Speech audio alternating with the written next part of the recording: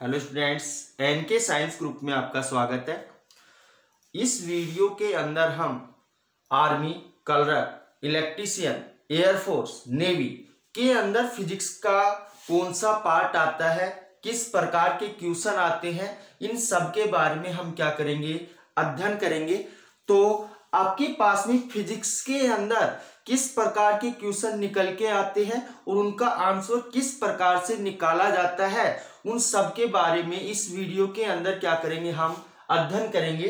तो आपके पास में फर्स्ट पॉइंट आता है, आपके पास में इलेक्ट्रिसिटी, जो विद्युत धारा है उसके बारे में हम क्या करेंगे, अध्ययन करेंगे कि विद्युत धारा को किस प्रकार से उत्पन्न किया जाता है और इसके अंदर से किस प्रकार के क्वेश्चन निकल के आते हैं और उनका आंसर क्या होगा।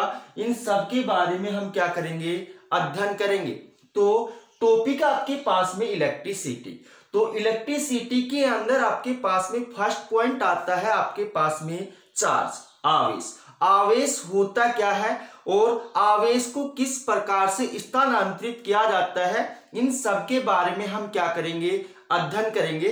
तो आपके पास में फर्स्ट पॉइंट आता है आवेश।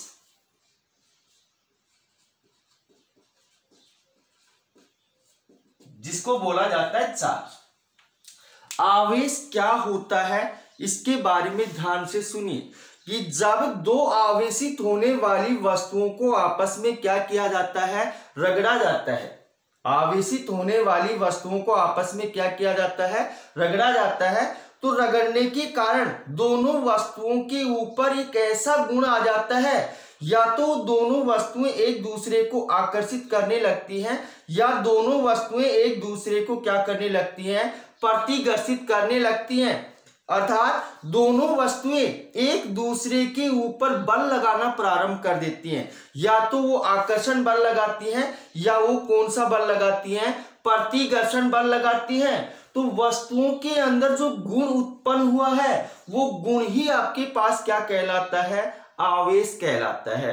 तो जैसे आपके पास में कांच की छड़ को रेशम के कपड़े से रगड़ा जाता है, तो रगड़ने के कारण आपके पास में जो रेशम का कपड़ा है उसके ऊपर कौन सा आवेश आएगा और जो कांच की छड़ है उसके ऊपर कौन सा आवेश आएगा, वो हम अगले वाले टॉपिक के अंदर क्या करेंगे, डिस्कस करेंगे।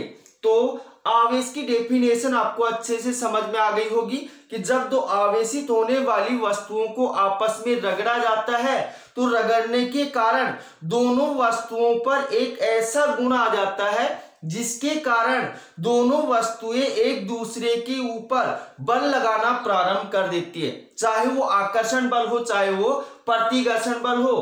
तो वस्तुओं के ऊपर जो गुण उत्पन्न हुआ है, बल लगाने वाला जो गुण उत्पन्न हुआ है, उस गुण को क्या बोला जाता है, आवेश बोला जाता है। तो इसकी डेफिनेशन को हम किस प्रकार से नोट करेंगे, जब दो आवेशित होने वाली वस्तुओं को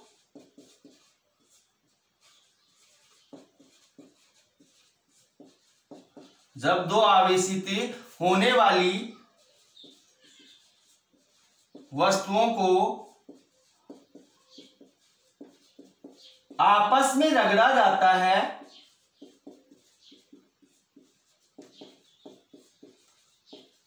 तो रगड़ने से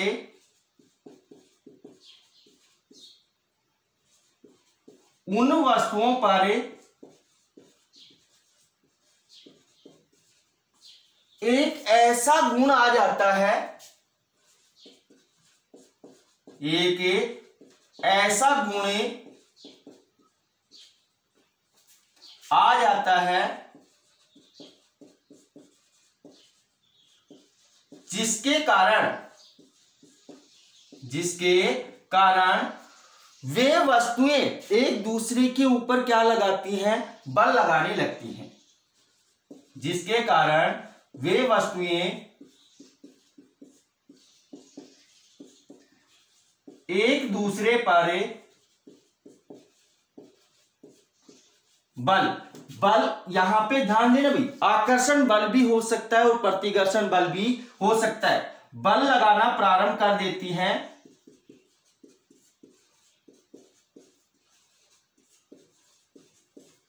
कार्य देती हैं, तो वस्तुओं के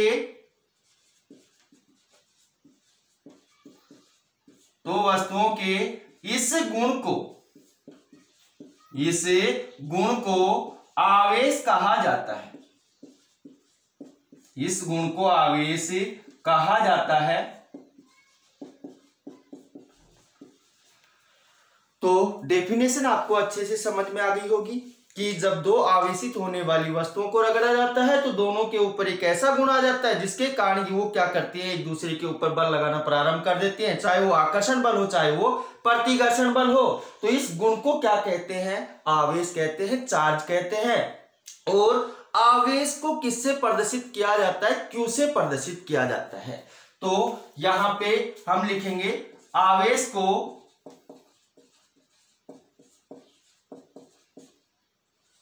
Q से प्रदर्शित किया जाता है।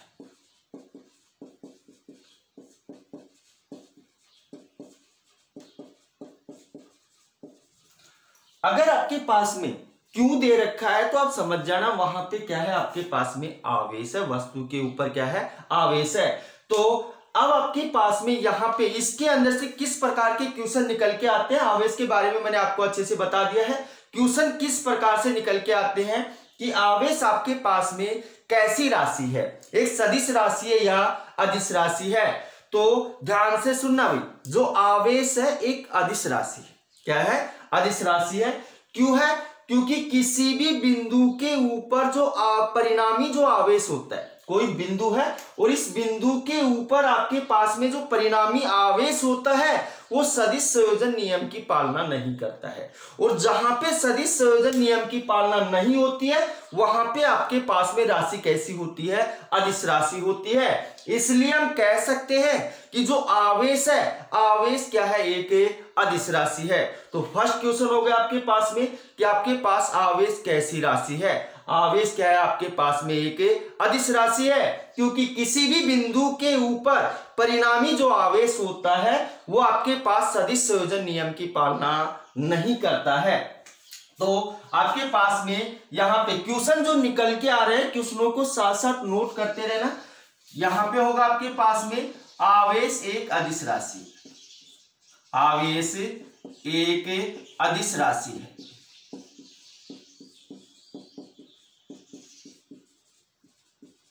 क्यों है, इसका रीजन मैंने आपको अच्छे से समझा दिया है कि किसी भी बिंदु के ऊपर जो आपके पास में परिणामी आवेश होता है वो सदिश संयोजन नियम की पालना नहीं करता है। इस कारण से आवेश क्या होता है, एक अदिश राशि होती है। उससे आगे अब यहां पे आपके पास में क्वेश्चन निकल के आता है कि आवेश के बारे में सर्वप्रथम कौन से वैज्ञानिक ने बताया था।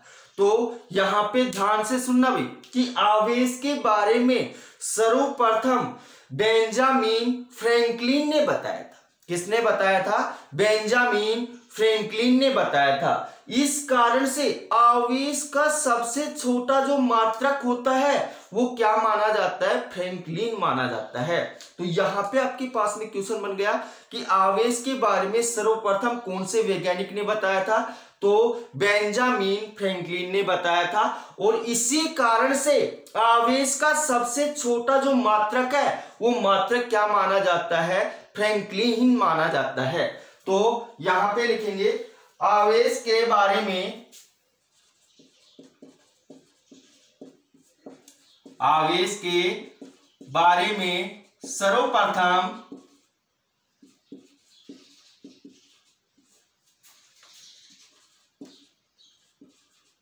बेंजामिन फ्रैंकलिन ने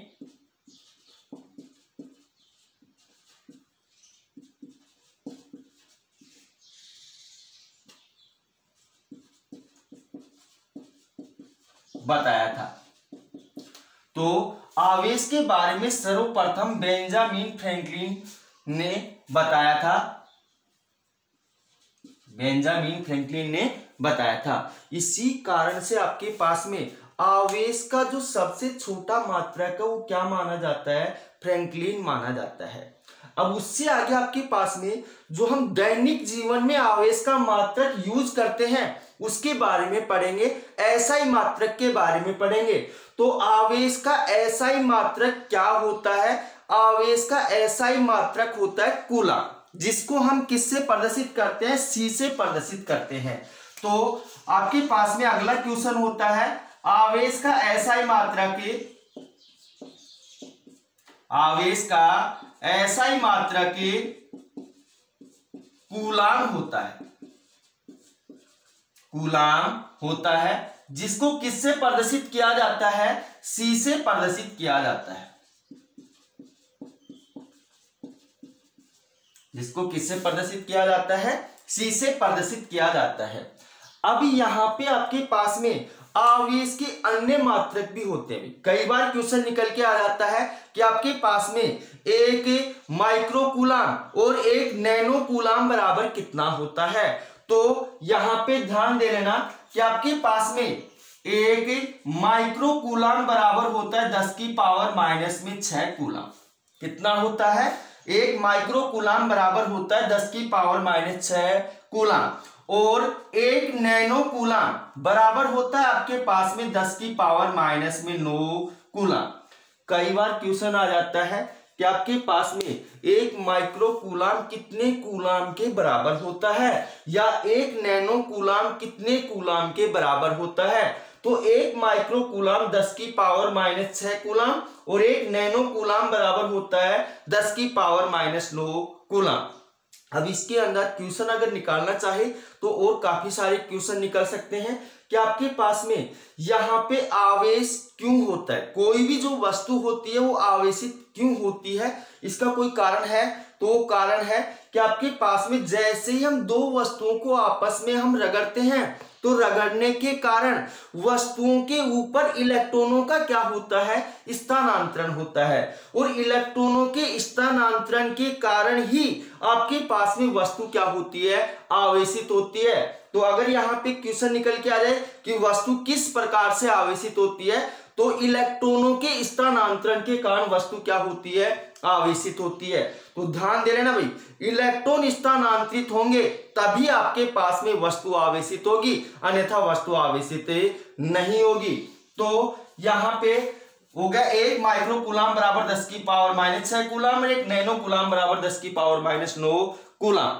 अब उससे आगे आपके पास में अगर मैं आपको पूछ लूं कि आपके पास में इलेक्ट्रॉन के ऊपर जो आवेश होता है वो कितना होता है, क्योंकि आपके पास में इलेक्ट्रॉन, प्रोटॉन और न्यूट्रॉन तीन कणों के बारे में हम क्या करते हैं? अध्ययन करते हैं। तो यहाँ पे सबसे पहले निकल के आता है कि इलेक्ट्रॉन का ऊपर या इलेक्ट्रॉन के ऊपर जो आवेश होता है वो कितना आवेश होता है। तो यहाँ पे ध्यान देना भी कि आपके पास में इलेक्ट्रॉन के ऊपर जो आवेश होता है QE बराबर कितना होता है? -1.6 मल्टीप्लाई 10 की पावर माइनस में 19 कूलम। तो ये हो गया आपके पास में इलेक्ट्रॉन।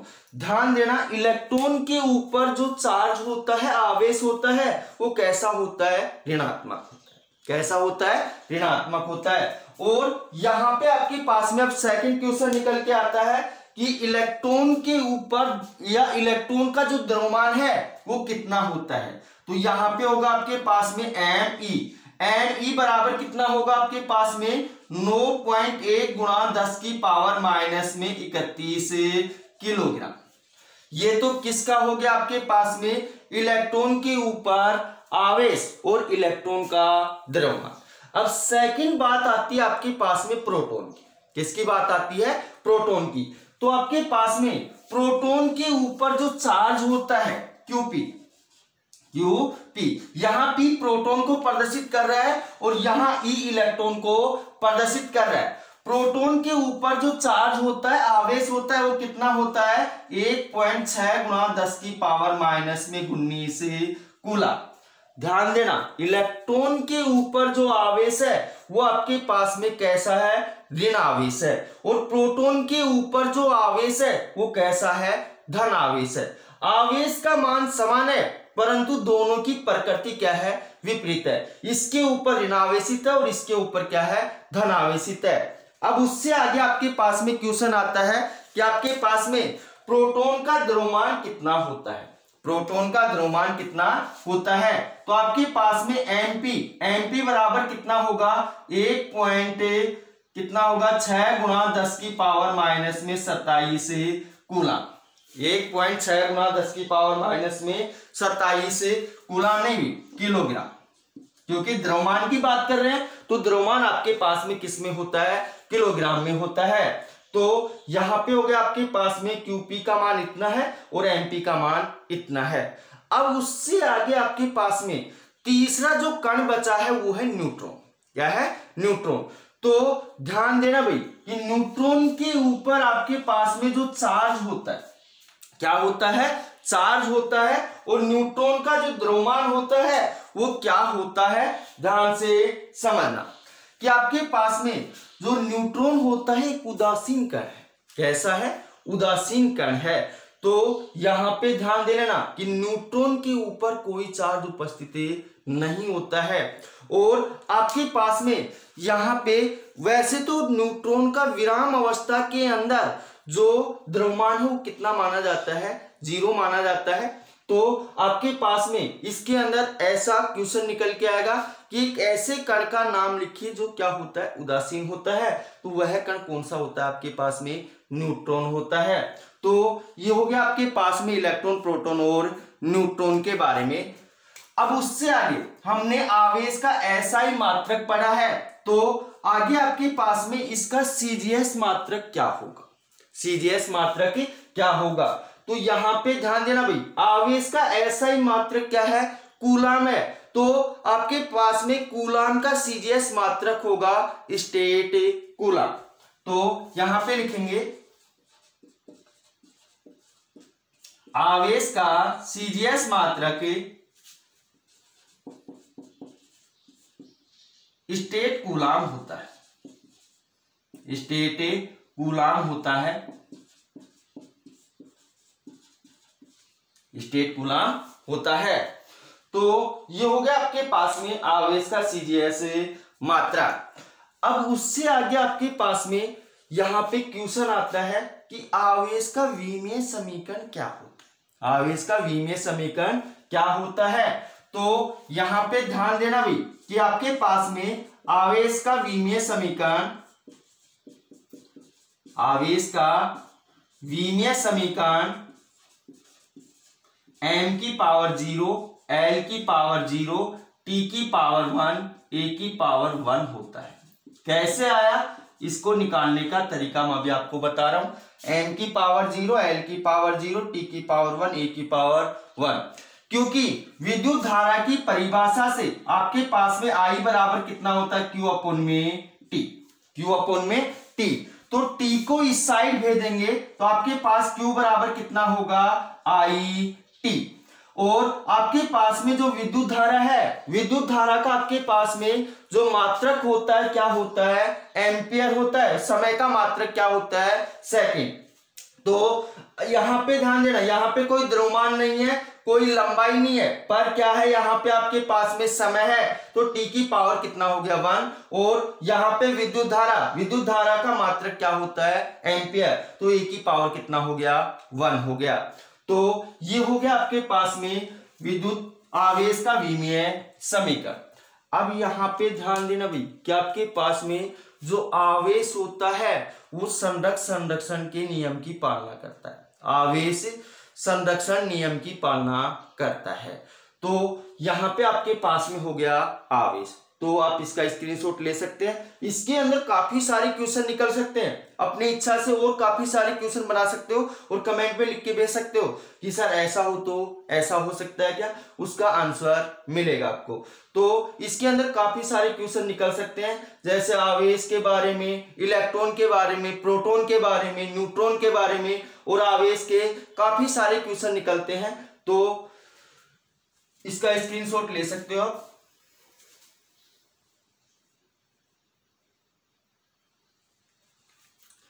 अब उससे आगे आपके पास में आवेश के बारे में हमने अध्ययन कर लिया।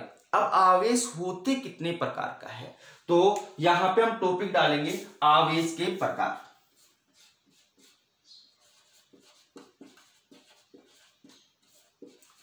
आवेश के प्रकार। अब यहां पे ध्यान से सुनना भाई कि आपके पास में आवेश कितने प्रकार का होता है। आवेश दो प्रकार का होता है। कितने प्रकार का होता है? दो प्रकार का होता है।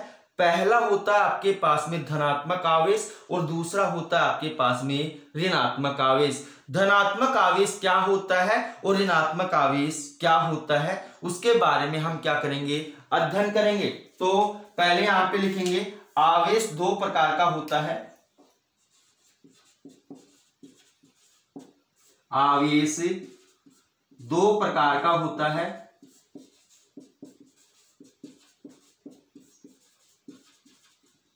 पहला होता है आपके पास में धनात्मक आवेश, धनात्मक आवेश। दूसरा होता है आपके पास में ऋणात्मक आवेश, ऋणात्मक आवेश।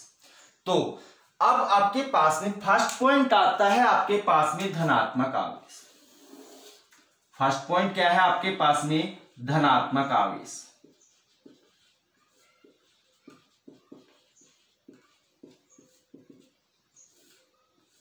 धनात्मक आवेश क्या होगा?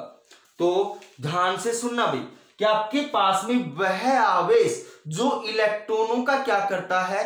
त्याग करता है। इलेक्ट्रॉनों का क्या करता है? त्याग करता है। या आपके पास में वह आवेश जहां इलेक्ट्रॉनों की क्या होती है? कमी होती है। तो वह आवेश कैसा होता है? धनात्मक आवेश होता है। तो यहां पे ध्यान देना, मैंने एक उदाहरण बताया था कि कांच की छड़ को रेशम के कपड़े से रगड़ा जाता है, तो वहां पे आपके पास में जो कांच की छड़ है वहां से इलेक्ट्रॉन क्या होते हैं? स्थानांतरित होते हैं। किसके ऊपर? रेशम के कपड़े के ऊपर। तो कांच की छड़ क्या होती है? धनात्मक आवेशित होती है। और जो रेशम का कपड़ा होता है वो कैसा होता है? ऋणात्मक आवेशित होता है। तो धनात्मक आवेश क्या होगा कि आपके पास में वह आवेश जो इलेक्ट्रॉनों का क्या करता है? त्याग करता है या इलेक्ट्रॉन स्थानांतरित करता है। और जहां पे इलेक्ट्रॉनों की क्या होती है? कमी होती है। जहां पे होल क्या होते हैं? उपस्थित होते हैं। तो आपके पास में वह आवेश, होल को हम धनात्मक मानते हैं। क्या मानते हैं? धनात्मक मानते हैं। तो वहां पे आपके पास में आवेश कैसा होगा? धनावेशित होगा या धनात्मक आवेश होगा। तो लिखेंगे कैसे इसको? वह आवेश जो इलेक्ट्रॉनों का त्याग करता है, इलेक्ट्रॉनों का त्याग करता है, अर्थात जहां इलेक्ट्रॉनों की कमी होती है, जहां इलेक्ट्रॉनों की कमी होती है वो आपके पास में कौन सा आवेश होता है? धनात्मक आवेश होता है। सेकंड होता है आपके पास में ऋणात्मक आवेश। क्या होगा? ऋणात्मक आवेश। तो आपके पास में ऋणात्मक आवेश क्या होगा? नेगेटिव चार्ज क्या होगा? तो ध्यान से सुनना भाई कि आपके पास में वह आवेश जो इलेक्ट्रॉन क्या करता है? ग्रहण करता है। अर्थात जहां इलेक्ट्रॉनों की क्या होती है? अधिकता होती है। वहां पे आपके पास में चार्ज कौन सा होगा? ऋणात्मक आवेश होगा। तो जो आपके पास में धनात्मक आवेश है उससे विपरीत डेफिनेशन हो जाएगी इसकी कि वह आवेश जो इलेक्ट्रॉन ग्रहण करता है, इलेक्ट्रॉन ग्रहण करता है, अर्थात इलेक्ट्रॉनों की अधिकता होती है, इलेक्ट्रॉनों की अधिकता होती है, वहां आपके पास में कौन सा चार्ज होता है? ऋणात्मक आवेश होता है। तो ये हो गया आपके पास में आवेश के प्रकार। अब उससे आगे आपके पास में टॉपिक आता है विद्युत धारा, विद्युत धारा।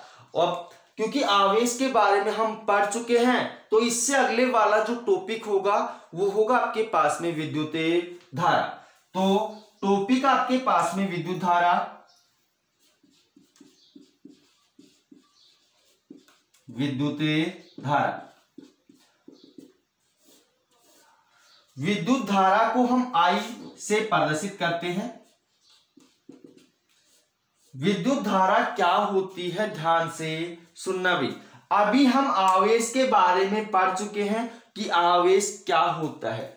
अब आवेश के अंदर आपके पास मैंने एक महत्वपूर्ण आपको बात बताई है कि जो कोई भी वस्तु होती है वो आवेशित क्यों होती है।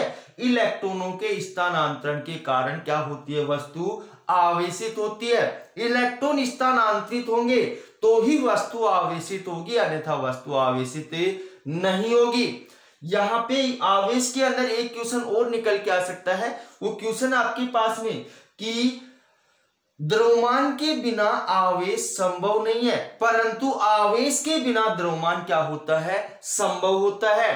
तो अब आपके पास में टॉपिक आता है विद्युत धारा। विद्युत धारा क्या होती है कि आपके पास में किसी चालक तार के अंदर, किसी चालक तार के अंदर इलेक्ट्रॉनों या आवेशों के सतत प्रवाह की दर, इलेक्ट्रॉनों या आवेशों के सतत लगातार प्रवाहित होने की जो दर होती है, उस दर को क्या कहा जाता है, विद्युत धारा कहा जाता है। तो डेफिनेशन को दोबारा से सुनना कि आपके पास में किसी चालक तार के अंदर आवेशों के प्रवाह की जो दर होती है, आवेशों के प्रवाह की दर क्या कहलाती है, विद्युत धारा कहलाती है। तो इसकी डेफिनेशन को हम किस प्रकार से लिखेंगे, किसी चालक तार में, किसी चालक तार में आवेशों के प्रवाह की दरें, आवेशों के प्रवाह की दरें विद्युत धारा कहलाती है, विद्युत धारा कहलाती है। तो अब यहां पे ध्यान देना भाई कि माना आपके पास में कोई चालक तार है और इस चालक तार के अंदर Q आवेश T समय के लिए, Q आवेश T समय के लिए क्या होते हैं, प्रवाहित होते हैं। तो आपके पास में विद्युत धारा I बराबर क्या होगा, Q अपॉन में T, क्योंकि यहां पे डेफिनेशन के अंदर आपके पास में क्या आई है, दर आई है। आवेशों के प्रवाहित होने की जो दर है वो दर क्या कहलाती है, आपके पास में विद्युत धारा कहलाती है। तो I बराबर कितना हो जाएगा, Q अपॉन में T। तो समय के सापेक्ष आपके पास में जब कोई राशि आती है तो उसकी क्या निकल के आती है बाहर, दर आती है। क्या आती है, दर। तो किसी भी चालक तार के अंदर आवेशों के प्रवाह की जो दर होगी वो क्या होगी, आपके पास में विद्युत धारा होगी। मान लिया आपके पास में कोई चालक तार है और इस चालक तार के अंदर Q आवेश T समय के लिए क्या होते हैं, प्रवाहित होते हैं। तो आपके पास में विद्युत धारा I बराबर कितना होगा, Q अपॉन में T। तो ये हो गया आपके पास में विद्युत धारा का सूत्र, विद्युत धारा का सूत्र I बराबर कितना होगा, Q अपॉन में T। तो अब इससे आगे विद्युत धारा के बारे में हम जो पढ़ेंगे वो अगले वीडियो के अंदर पढ़ेंगे, क्योंकि वीडियो ज्यादा लंबा हो जाएगा तो आप भी नहीं देख पाओगे, अच्छे से नहीं समझ पाओगे। तो अगला जो इस विद्युत धारा के बारे में जो टॉपिक है वो हम पढ़ेंगे अगले वीडियो में। तो मिलते हैं छोटे से ब्रेक के बाद।